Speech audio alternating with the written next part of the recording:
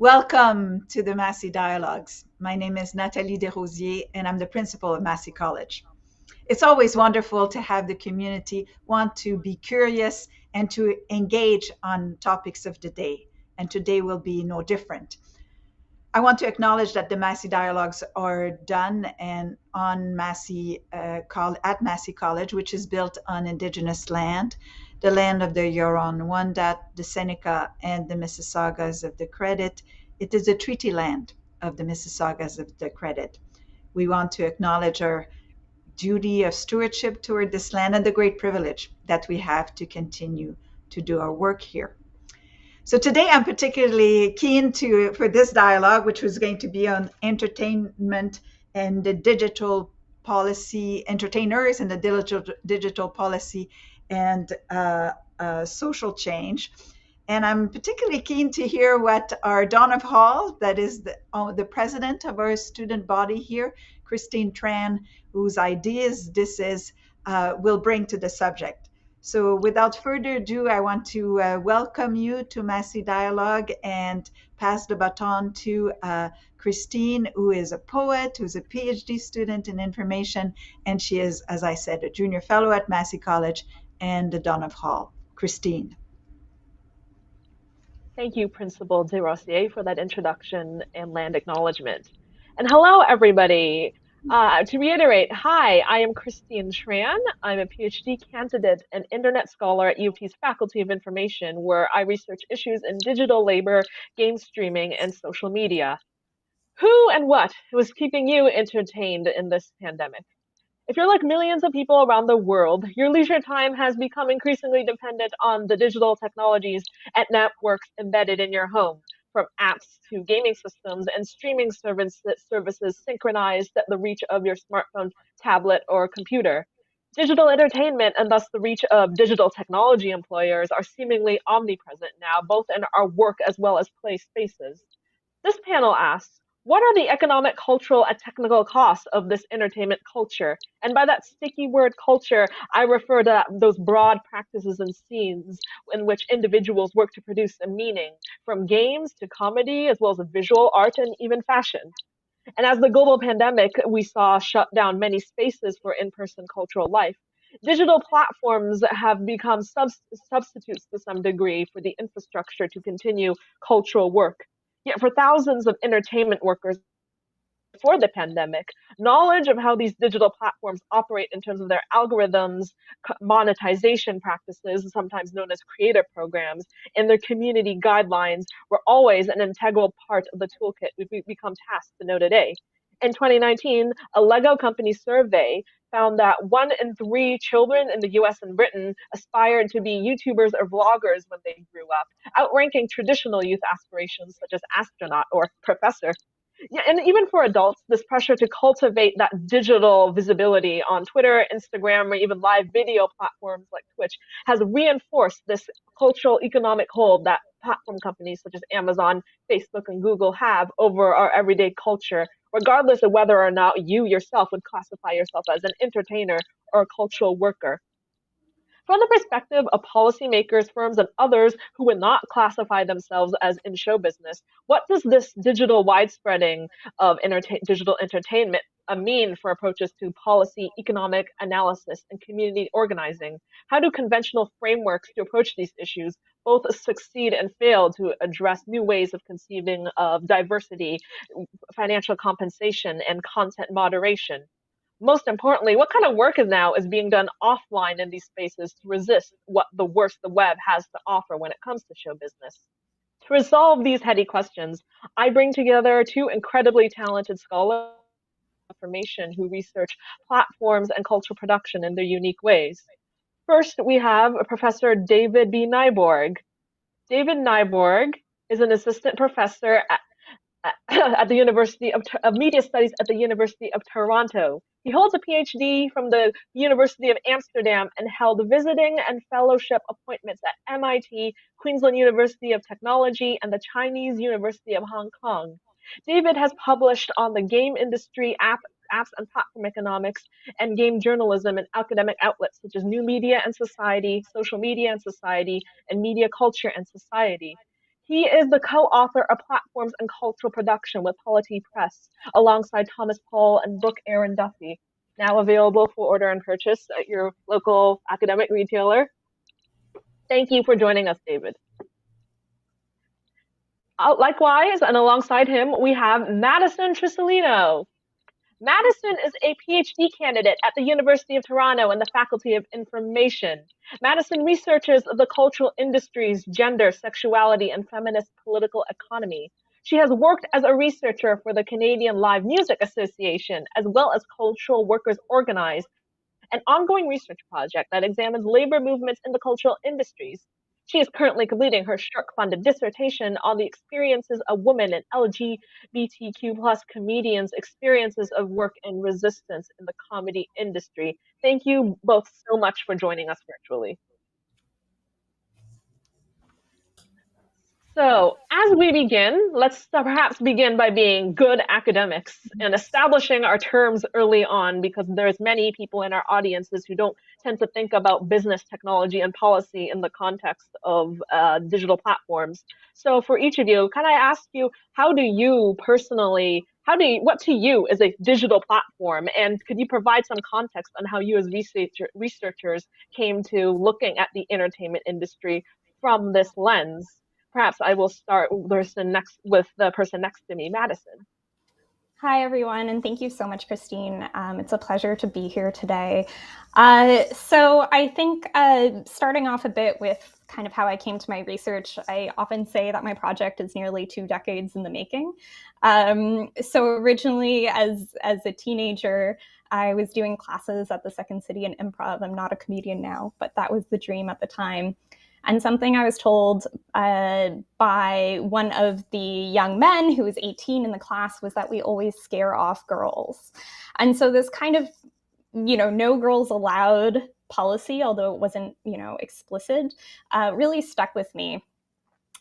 So I began to wonder, how many people who were not cisgender, straight, white, able-bodied men internalize this feeling of not belonging within the comedy industries and within cultural industries more general, and how this impacted the actual content and form of the industry and of the creative product.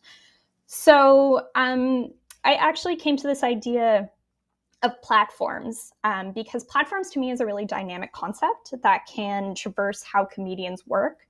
So platforms could mean, yes, digital platforms where comedians engage in promotional labor and content creation, but it can also mean the actual physical platform of the stage where comedians perform and the spaces in which they perform, and how those spaces are welcoming or exclusionary.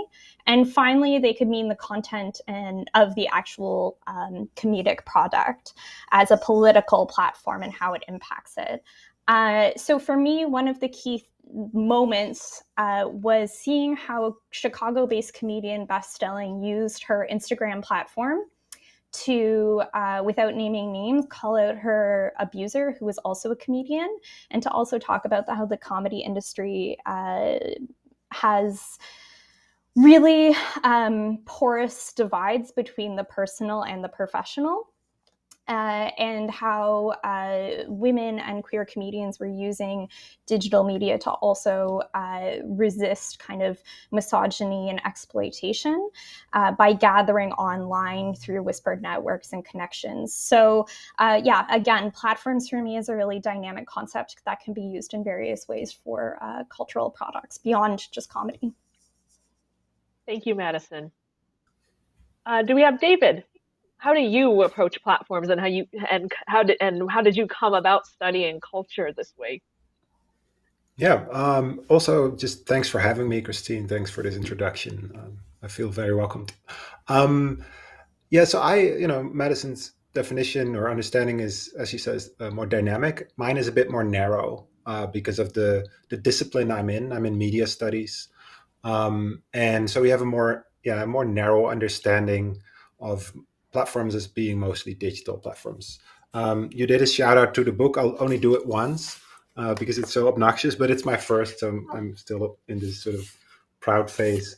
We worked really hard to provide a concise definition, and it is surprisingly hard because there's a whole emerging field of platform studies. So everybody trips over themselves, including us, to provide a definition. I'll read you ours, and then I'm gonna tell you what my input was on that definition, because we're sort of in a way, this definition is dynamic because it's still ongoing.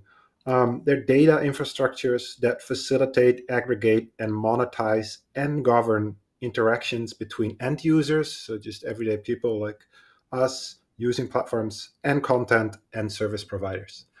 I'm more of an economist, political economist, media economist. So I'm emphasizing this part of platforms as being aggregators of economic transactions and institutional connections. So what companies like Facebook, Amazon, Twitter, etc.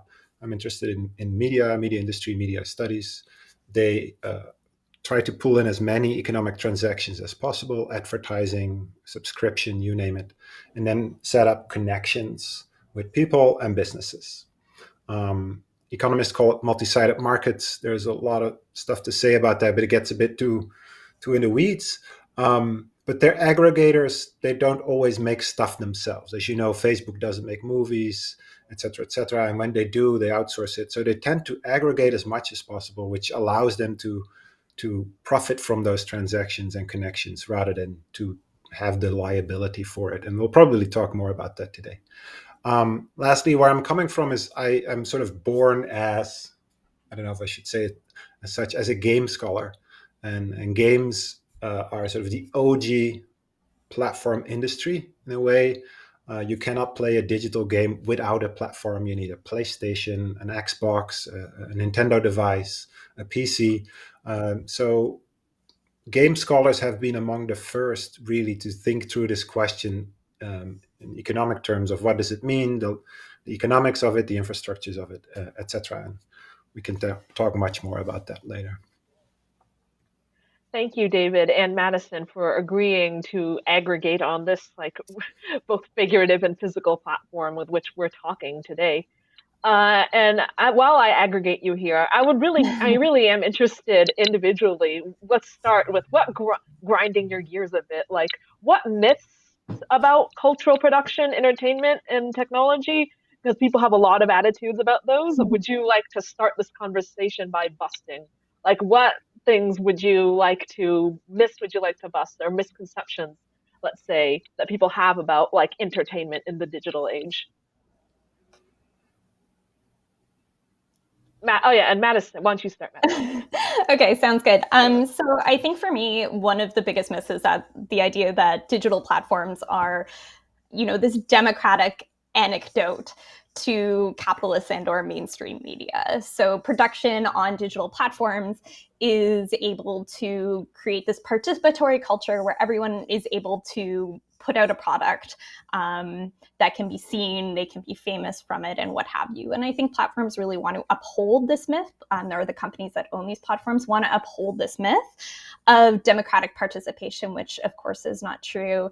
And as David said, there's obviously a lot of economic reasons for that, aggregating more content and having the constant production of content. So I think for me, that's one of the biggest myths to bust. And of course, kind of who's actually being boosted on an algorithm. A lot of entertainment workers, get this idea in their head that you tweet out, these amazing tweets, and then suddenly you're hired as a screenwriter for an HBO show. That was even in the TV show Hacks recently. So I think that's one of the myths that I think we do need to take time to actually bust, because I think it actually undermines the work and labor that goes into digital content production. And also makes cultural producers internalize this idea that they're failing if that hasn't happened to them, because there's a lot of powers, economic and political at play, and technological at play, that have nothing to do with their work or their content that they're producing. Thank you, Madison. David? Yeah, this is, I can only sort of build on that and continue that and fully agree with that. And in the book, we talk a lot about this question of accessibility, right? Platforms are accessible, but deceivingly so, right? Everybody can become a TikToker. But what happens then? And there's, like you said in the opening, Christine, there's this Lego survey. Everybody now wants not to be in sports or a comedian, but they want to be, or maybe, they want to be comedian influencers or creators. And that needs to be added then. So this accessibility is deceiving. There are great inequities in that. Like accessibility does not necessarily translate into a fair revenue distribution, equitable access. And I'm sort of fascinated by these economics. Christine, I've been also inspired by your research on Twitch, the famous streaming platform. I recently saw more numbers. When you drill down in the economics, it just confirms this picture. Everybody can become a streamer. There are around like 7 million people, from what I read, that do this on a day-to-day basis, but only 3,000 make a sort of a living.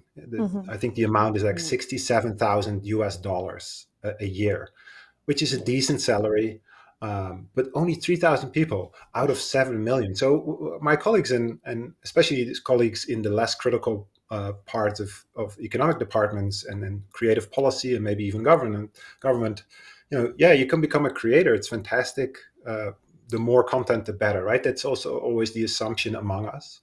But if you want to have a living wage consistently, first of all, it's super hard work, and we'll talk about that later probably.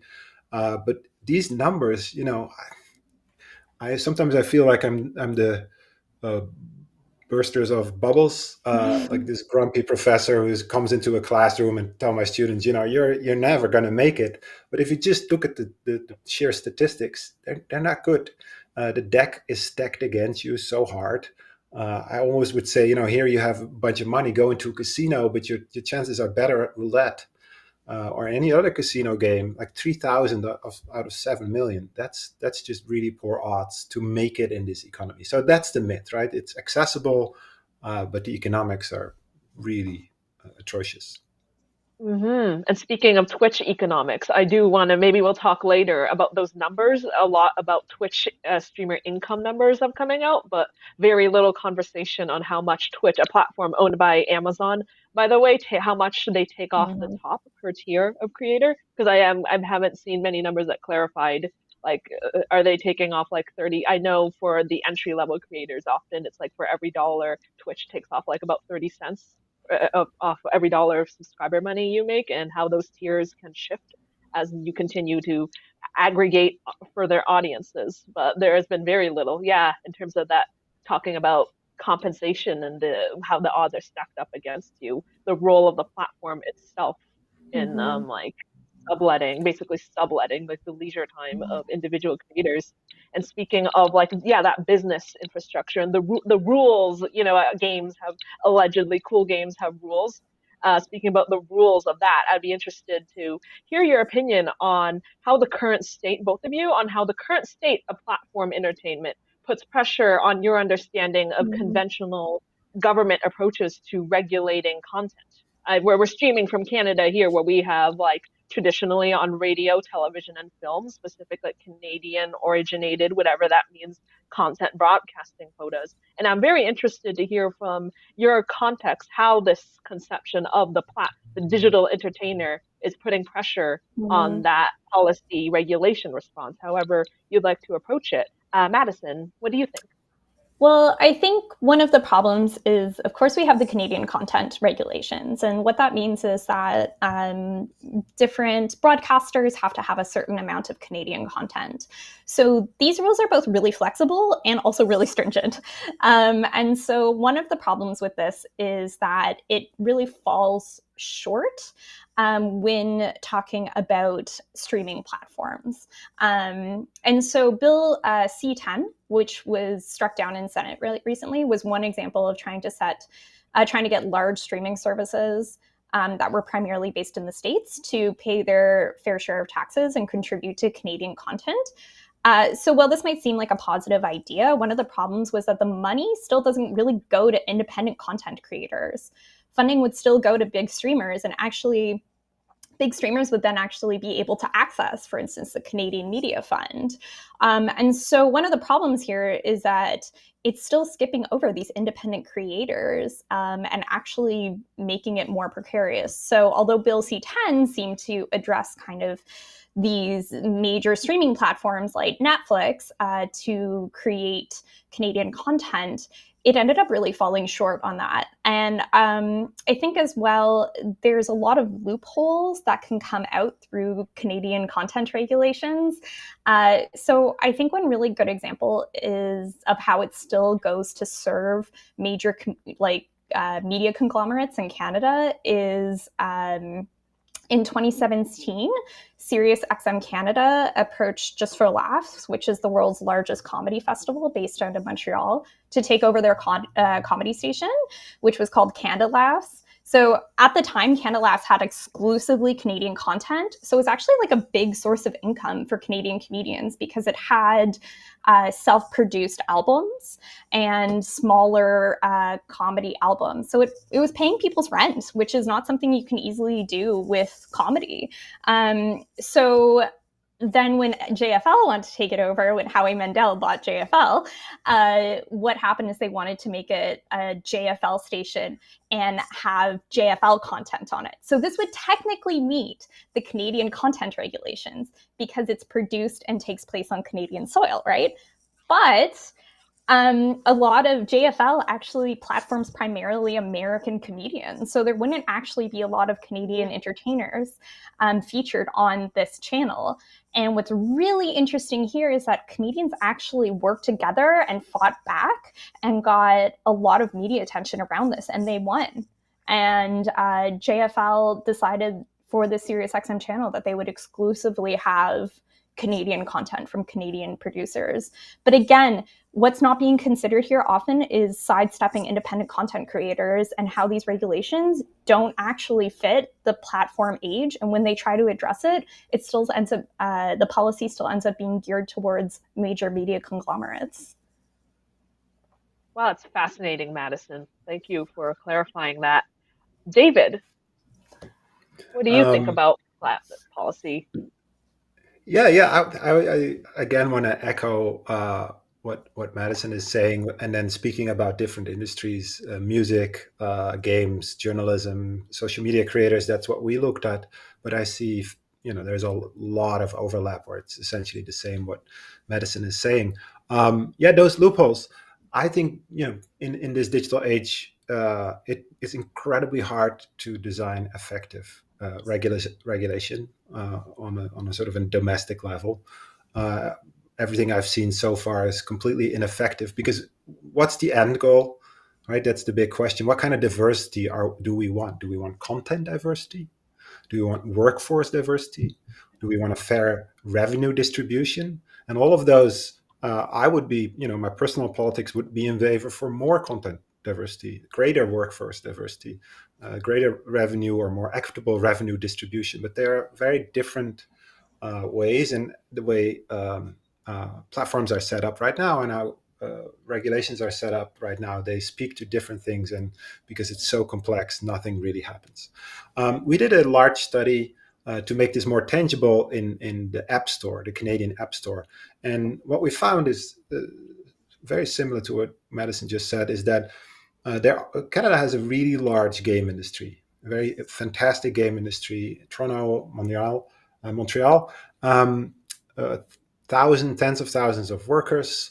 But then we dug into who sort of not only make the money, but where is the money going? So revenue is created in Canada, sure, but then the revenue is captured and sort of brought back to the US, mostly or increasingly China, because most of the biggest publishers are in China, companies like Tencent and such. So you can have creative policies that give massive tax incentives, which is essentially, a gift from all of us, Canadian citizens, we all pay taxes, to these large American and Chinese companies, because we subsidizing those jobs, but the revenues and especially the profit then is offshore.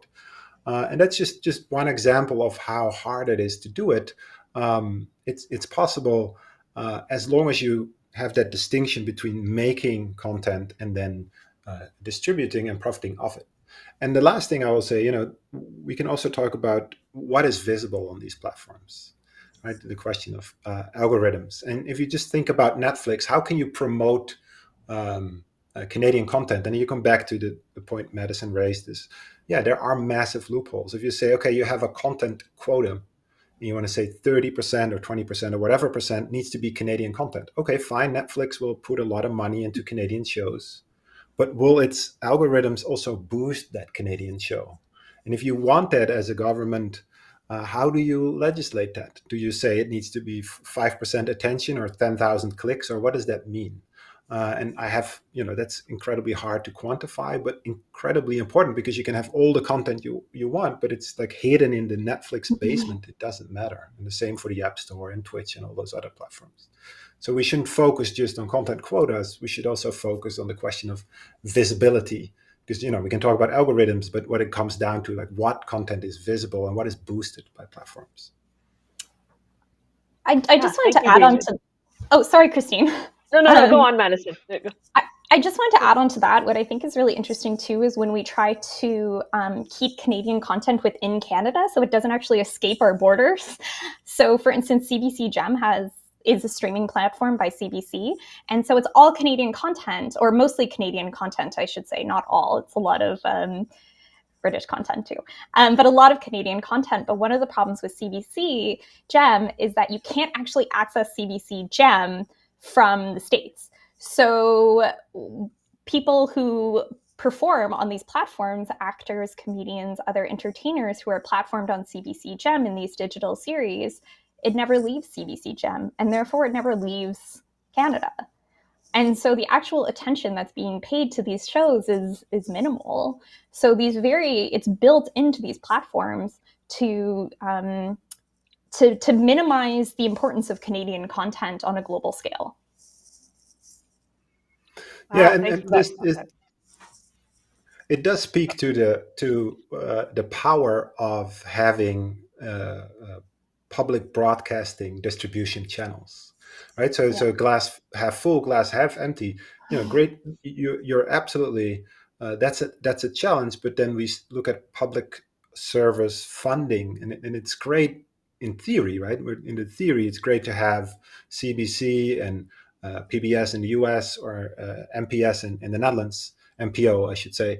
The Dutch have this domestic content platform, which is not a solution to all problems, and it has the same issues as you highlight, Madison. You need to put on your VPN. I have to put in a VPN to be able to see Dutch content in Canada. But I'm very much. I think it's one way forward if you want to promote domestic content, to have public broadcasting distribution channels, but that because it's might be one way to not be sort of subject to the YouTubes and the Netflixes. So I think that's, if you talk about quotas and regulating content, you should do that totally. But then next to that, think about your own distribution channels that could be just publicly funded.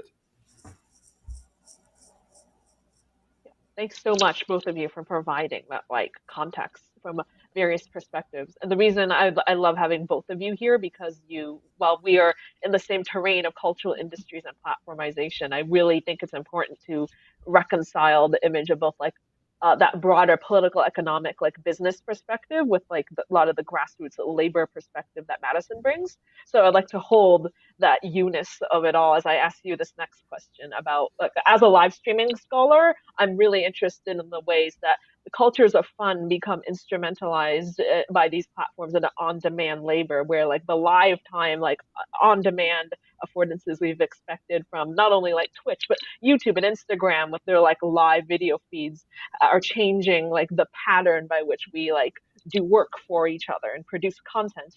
So from your perspective, can you explain what you think about how the pressures for on-demand entertainment labor, how these pressures are changing the state of labor in the entertainment industry, or broadly the business model of how we bring entertainment to people? Why don't we start with the business perspective first, David? Yeah, I want to give full credit to my co-author, Professor Brooke Duffy at Cornell. She and I have been talking about this for the last 2-3 years. So most of these are dear, or at least half of them are hers.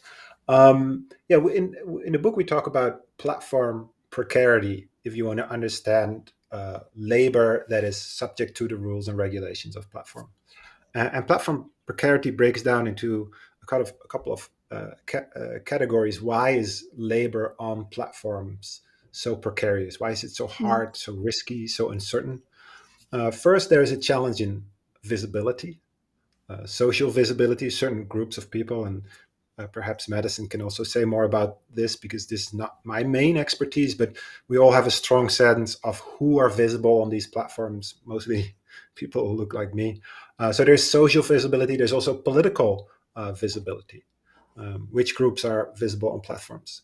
So there are massive inequities there. There's individuality. People working on platforms are increasingly individuals rather than collectives, especially if you talk about streaming. They're not necessarily collectives, and the more individual and atomized it is, the harder it is to engage in collective action, of course.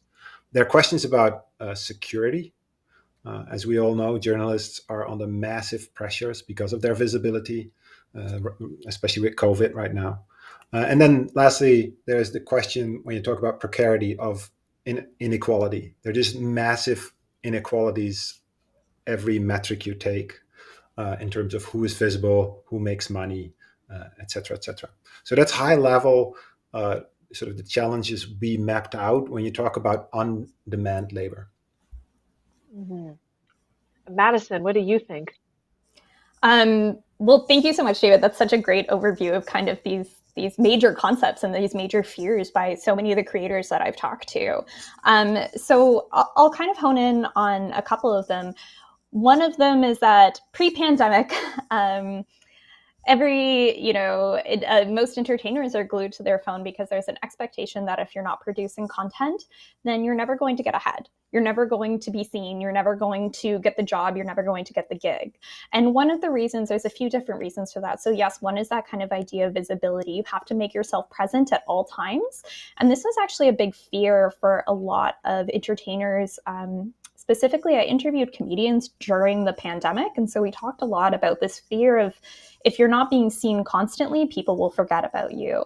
And so making themselves seen within the pandemic was being on demand, live, and what have you at all times.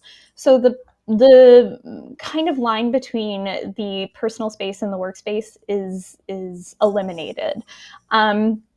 I think one of the other things regarding like security and visibility is these platforms, as we know, I think Facebook is one of the worst for them, have incredibly sexist, racist, transphobic, and what have you policies built into them. And while these policies aren't explicit, the community standards really lend themselves to it. So for example, I think it was Politico, I'm blanking, but there was a study essentially that showed that you could talk about raping someone on Facebook and not be booted, but you couldn't talk about, for instance, if you said like white man, that's considered a protected category by community standards.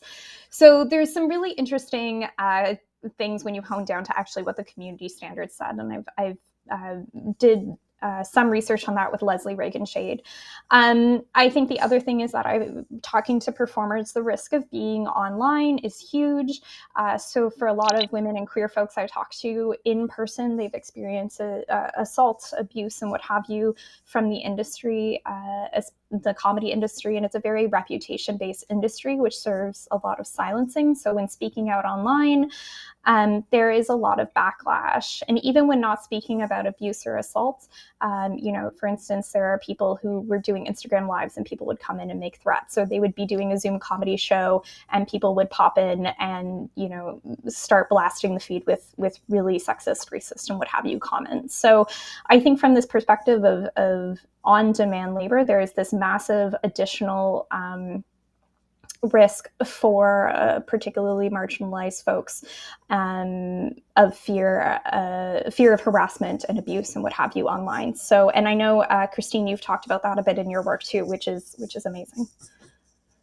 Yeah, thank you, Madison, and also for highlighting that regulation of content, comments as content, because right now we have been talking about centering rather people who are intentionally broadcasting themselves online, Mm. video and text. I am a comedian, I am a game streamer, I'm a game developer, but like some people do go online to be entertained by harassment is sometimes managed harassment is actually part of the appeal, implicitly sold by a lot of platform services. Yeah. And thanks, really, it's really important. Thank you, Madison, for the work that you've been doing for these communities and drawing attention to that. And perhaps that's a good segue to Joe can spotlight this lovely audience question from Nathalie, who asked that around the world, there are more and more interests to regulate platforms to reveal the ways that algorithms might be biased to engineer more conflict or more extreme speech. And Nathalie is wondering if you have any thoughts on this, like, broad topic of like regulating speech and algorithms. Why don't we start with David? Yeah. To continue what Madison has been saying, there are such clear pressures to be visible and to be constantly visible. So this sort of baked in the business model, and it's not implicit; it's explicit. There are contracts with creators, there are contracts with influencers. Like you have to do so many hours. Mm-hmm. So that's sort of the top-down platform policy to keep people visible. They get tired. Um, they get it's a lot of hard work. I couldn't do it. I find teaching online for a couple of hours a day hard. I cannot imagine streaming for 8, 5, 10 hours a day. So that's sort of the top down business model approach. And then sort of the algorithmic design. There's fantastic scholarship on this. How algorithms are inherently designed by people, right? There shouldn't be that much mystification about this. These are just computer instructions, and computer instructions are coded by programmers who have clear incentives, especially if they work for profit companies. And yeah, they seem to spotlight and highlight content that attracts engagement. And we all know in these days what engagement means. It means clicks. So yeah, more polarizing content, and especially if we can do some finger pointing, let's just do it. Let's go there.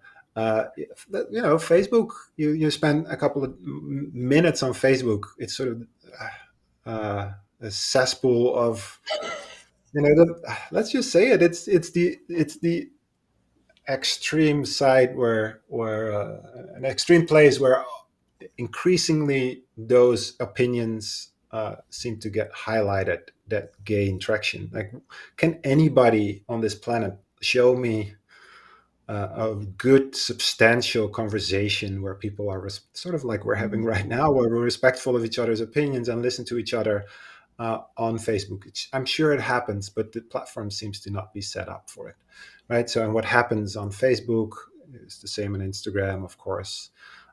I'm completely addicted to TikTok, not gonna lie. I love everything about it. But it has similar inclinations, right? Short, snappy content. It's not a place for deliberation. It's pure entertainment. So yeah, the way this trajectory is going, it's shorter, more polarizing, and it's more focused on engaging, which doesn't bode well for this ability to have conversations like we're having right now. Yeah, I think that's incredibly accurate. That these engaging conversations do happen in smaller groups, but those smaller groups are often, for instance, private, or I should say so-called private, because even private groups, obviously, we have all sent screenshots to our friends. So, so private is private on these platforms. But I do think, for instance, that like one of the things I think about a lot is how, in regards to implementing these kind of community standards and implementing this idea of, trying to gain engagement, is who's behind the scenes. Is who's behind the scenes actually doing this work and trying to implement this. And a lot of the work is being done by incredibly underpaid content moderators on platforms like Facebook, who are underpaid, who are undervalued, who are constantly looking at images and messages and what have you of rape, of abuse, of things like that, that are being paid poorly and what have you. So I'm not only thinking about the community standards aspects and the actual policies of the platform, but also the working conditions of people who are doing this the community standard work and implementing these community guidelines. And I think a really interesting example that I found in my work is one particular comedian was being harassed. She put out a list in a magazine about how to be a woman in comedy. And the list for her was, the list for women was, very long and very expansive. And then the list for men was like, show up, be funny. And so this was kind of the idea of how difficult it is to be a woman in comedy. And she's a cisgender woman, so it was a cisgender, I believe, white woman. So even that was, for instance, it's far more complex if you say for a Black woman or a trans woman or what have you. She started getting a lot of harassment online, a lot of rape threats constantly. She was facing it because she went public with her comedy content. She reported multiple abuses. None of them went through. She set up as kind of a form of digital resistance, she set up screenshots and put them on her Facebook in an album that said, this is what's happening to me right now. And she actually got banned from Facebook because she wrote men are scum and men are a protected category on these community standards. So I think it's really interesting to think about not only the way in which these platforms encourage engagement, but also the labor that goes into regulating it and the community standards behind it. So demystifying again and unpacking these algorithms. And like David said, they're made by people. People have biases, they're built into the algorithm. And I think it's important. I'm going to pull this, media scholar. Let's be wary of history card. What platforms, of course, do and what algorithms do is they mimic our structural deficiencies, right? So they're great historical lineages we're talking about here. Labor in the media industries has always been precarious. It's never been like easy. It's always been hard. There have always been winner-take-all effects, star effects, blockbuster effects. There have always been issues with harassment, et cetera, et cetera. So many of the issues we're highlighting have been around forever. The question is, can platforms make this better or worse? Mm-hmm. And at the end of the day, the answer is pretty straightforward. It's worse, way worse. And we know this. Right? Economically worse, infrastructurally worse, in terms of governance and algorithms, worse, worse, worse, worse. So we're arriving at this point where we're at when we talk about climate change, the environment, how to deal with COVID, and now sort of our information diet and our entertainment diets. We know there's such great scholarship on this. There are books and books and books, hundreds of books written about this. We know what the problems are, just like with climate change and just like with how to deal with COVID. Now we just have to reconcile with that.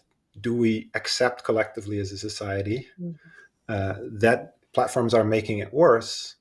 And, I use most of these platforms myself every day, so it's not easy to step out of that. But we have to recognize that, it gets worse. So they exacerbate questions. So then, we can talk about solutions, but at least let's collectively recognize that systemic issues get worse, not better. Completely, yeah. Here, David. And at that positive note about pivoting, the bright future that awaits us when we talk about content moderation and platforms, it'd be interesting what you think about Matt Glanfield's question here, where he asks, is it time to reform the CRTC? To him, it seems like every policy decision out of them lately is out of touch. Would either of you or both of you like to respond to this notion of like current policy responses out of Canada being like out of touch with the realities you've gratefully outlaid here? Why don't we start with Madison? Short answer, yes. I think the CRTC is fairly out of touch. But again, as David said, I'm not like willing to throw the baby with the bathwater here in regards to things like CBC Gem. Like there are alternatives here that are very useful, and I'm not against public broadcasters. I think public broadcasters are incredibly important. I think one of the problems is that making Canadian content global and having it as an accessibility. The other thing I think that is often not considered, and I saw another comment by Natalie as well about kind of this model for the Council for the Arts and subsidies and funding and what have you. So one of the biggest problems that I've found that's exasperating precarity and exasperating the centralization of entertainment industry in Canada is it's so centralized in Toronto. And again, this isn't new, it's exasperated. And I, take David's point very seriously that this isn't exactly like brand new and shiny. Precarity in entertainment is not something new, but rather these policies and these platforms exasperate it. And so I think, so much of these industries are concentrated in Ontario, and Ontario artists, entertainers, venues, and what have you get a massive portion of the arts funding. And this isn't just for, theater or what have you. This is across music, this is TV and what have you. They get this disproportionate amount of funding. And despite Ontario's large population, it's still bigger than would account for the population. So this centralization, even though we're talking about digital policy, the centralization of who's actually getting money in their pockets is a massive problem, because it keeps going to people in Ontario who can afford to live in Ontario, who can afford to move to Toronto. Why is it that when we're moving to more online production, we still have the physical necessity of living in a major city that most people can't afford? So as much as I think we do need to talk about the CRTC and reform the CRTC, I think a bigger picture is actually reforming the model in which we fund the arts as well. So I think it's CRTC reform and Canadian arts funding reform really go hand in hand here.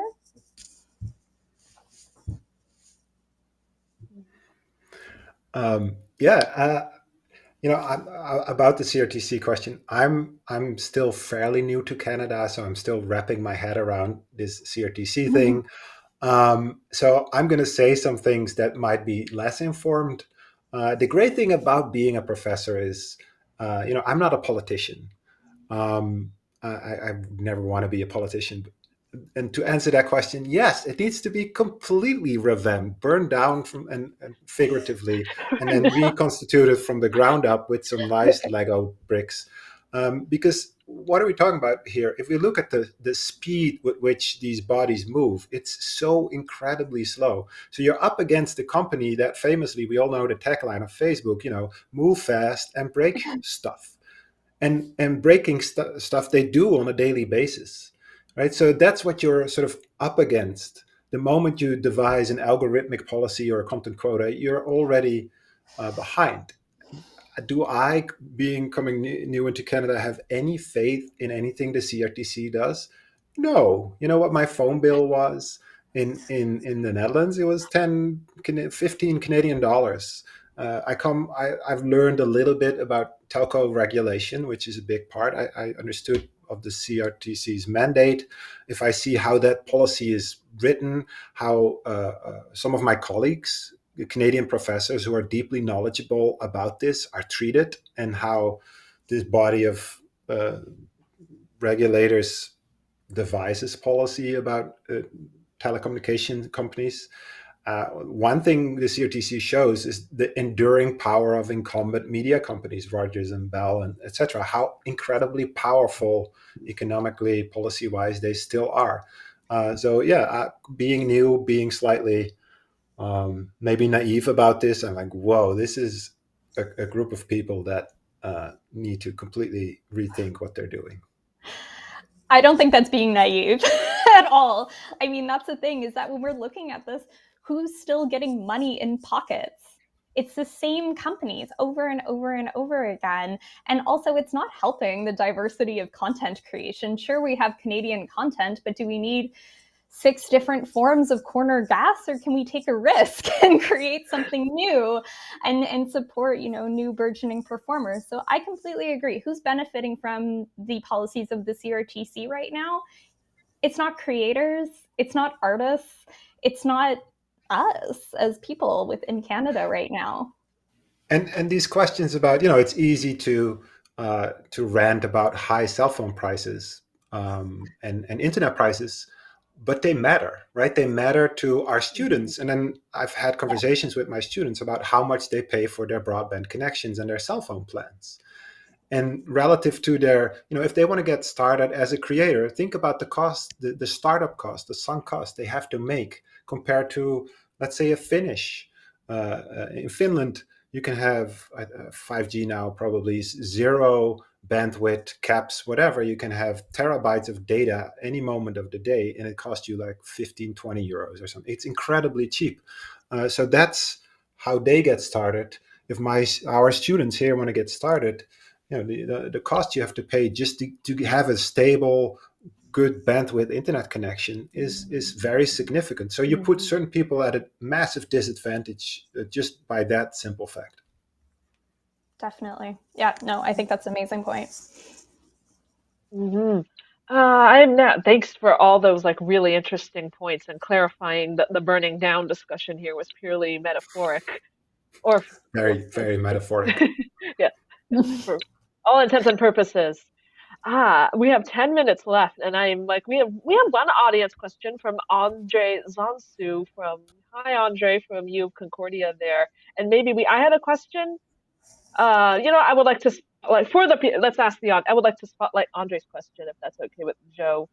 Does Andre ask, to all the panelists, do you feel like the regulators are ill-equipped to face the speed of platform developments and how cultural workers are adapting to said developments? Yeah, it's questions about the speed, because we have talked a lot about, to refer back to that on-demand labor question. Do you think that these responses from either the business side or the worker organizing side operating on these platforms could ever match the acceleration by which these trends are happening? What do you think, Madison? I mean, I'm kind of always of the opinion that, okay, so as David said, regulation is slow, right? These things are slow. They take time. There's also, in Canada, we tend to have minority governments. That's not a bad thing, but it does make things slower sometimes. So I think keeping up with the speed, near impossible. But I do think that creating a base, a foundation of regulation that listens to cultural workers and actually investigates the real life living conditions of cultural workers and their needs, on that we can build things on. But we don't have that foundation right now. So I think that's one of the problems, is we can't add to a foundation we don't even have. The foundation, as David said, is broken. Yeah, I mean, it's a great question, because the answer is no. Regulators, and not even in Canada, look at Europe. European Union, European Commission is one of the slowest moving bodies on the planet. So Canada is not alone in this. So how do you deal with then these fast moving companies? You need drastic structural long-term reform. So you need structural policy, and that's even harder to do and is even slower. So what would that look like? You need, if you want to take this serious and you want to talk about diverse, creative workforces, you might want to consider drastic, I don't think it's drastic, but it's probably perceived as drastic, basic universal income for creators. How do you do that? Fairly simple, tax the rich. It's pretty straightforward, but I can, in the back of I can hear the Marxist professor backlash already starting. It's starting in Thunder Bay probably, and it's trickling down here. It can be done. We're in one of the richest cities in the world. I'm never amazed by how much wealth there is in the province and in the country. and creatives are struggling. So if we collectively care about this, that's one way forward. Because through just regulating algorithms, that's not going to work, because you'll always be a couple of steps behind. You can do it, but then Canada needs to act in concordance with the European Union and with the US. Canada is just too, and again, I'm putting on my flame retardant suit here. It's too small and insignificant to have a decent fight, and we've seen that over and over again. So you need to align yourself policy-wise with the European Union, and you see policy that is made there in terms of privacy, right to be forgotten, etc. There is policy coming out of European Union and the European Commission that seems to be fairly effective, which you cannot do as an individual country, and Canada arguably least of all. Yeah, I think that's a great point, and I think it's really valid that, you know, some of the discussion here is when we're talking about the barriers of like an actual country, it's quite difficult when we're dealing with international platforms. And yes, they're based in the States, a lot of them, what have you. But I think we're just so limited in Canada with, you know, our ability to do that. And we honestly, not a lot of platforms are actually housed here. If they are, they're output, right? We don't own a lot of platforms within Canada. And so to do this work takes a lot of, I think, collaboration that we're just not seeing. And one of the interesting things is when I was interviewing, you know, comedians during the pandemic, they said that they were making more money during the pandemic with CERB than they've ever made in their entire lives from being creatives. And I think that says a lot. Wow. That's the one thing of coming out of this pandemic, right? So if you want to take a glass half full approach, CERP showed it can be done. Yep. Right? And sure, people are talking about ballooning deficits, but in terms of some of the logistics, some of these parts, it can be done. You just have the political support for it. And there just might not be, right? Maybe people generally do not care about content diversity. Yeah, it loops back to how I started this question by asking you how you personally approach a platform, and you had dynamic answers that related to data infrastructure, the business model, the government structure, and like to reiterate a lot of these issues we've been talking about, like none of them were ever purely technology issues, a matter of like reshaping the math and the algorithm, nor were they completely like just cultural issues, like changing the culture. There had to be a consideration of like these technological affordances and what they do. And as like your lovely answers to that last question reiterated, it's like it's a collective collaboration between like businesses, policymakers, and users, much like the platform. As we wrap up, I'd really like to thank both of you so much for sparing your meager, I know your really precious time to be with us virtually today.